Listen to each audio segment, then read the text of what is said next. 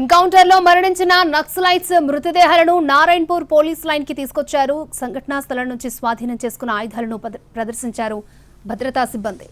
మరణించిన 27 మంది నక్సలైట్స్ లో 10 మందికి పైగా గుర్తించారు.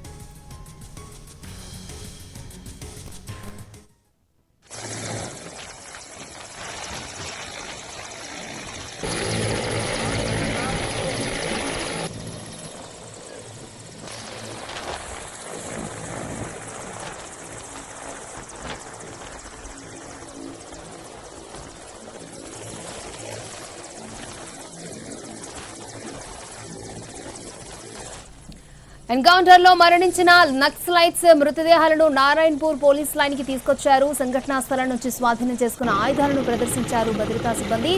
మరణించిన 27 మంది నక్సలైట్స్ లో 10 మందికి పైగా గుర్తించారు.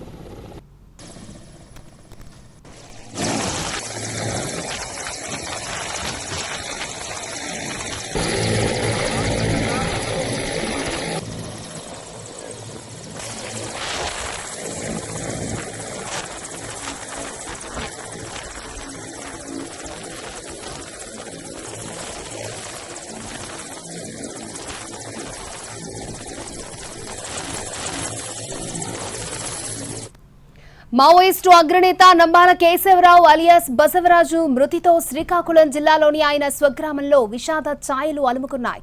సుమారు 5 దశాబ్దాలుగా అజ్ఞాత జీవితంలో ఉన్న కేశవరావు సిక్కోలు మారుమూల గ్రామంలో పుట్టి కేంద్ర స్థాయికి ఎదిగారు. మృతదేహాన్ని స్వగ్రామం తీసుకురావాలని కోరుకుంటున్నారు స్థానికులు.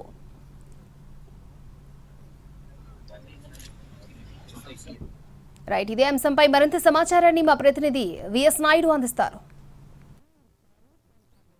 మావోయిస్ట్ కేంద్ర కమిటీ సభ్యులు శ్రీకాకుళం జిల్లా మారుమూల పల్లెటూరుకి సంబంధించినటువంటి నంబాల కేశవరావు అలియాస్ బసవరాజు స్వగ్రామం ఇది. ఇక్కడ మనం జిఎన్నపేటలో ఉన్నాము.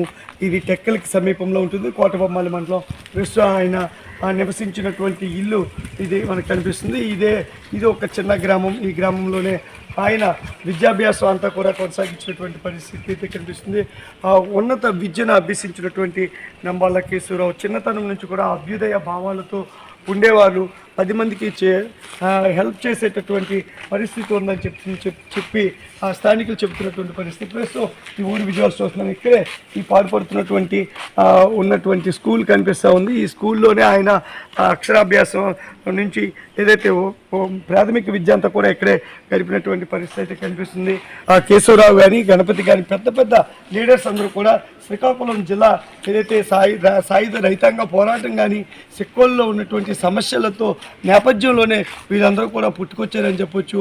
అయితే వీళ్ళంతా కూడా కేంద్ర కమిటీలో కీలక బాధ్యతలు కూడా చేపట్టినటువంటి పరిస్థితి. అయితే ముఖ్యంగా కేశవరావు గురించి మాట్లాడేందుకు ఆయన ఏదైతే స్నేహితులు మనతో పాటు ఉన్నారు.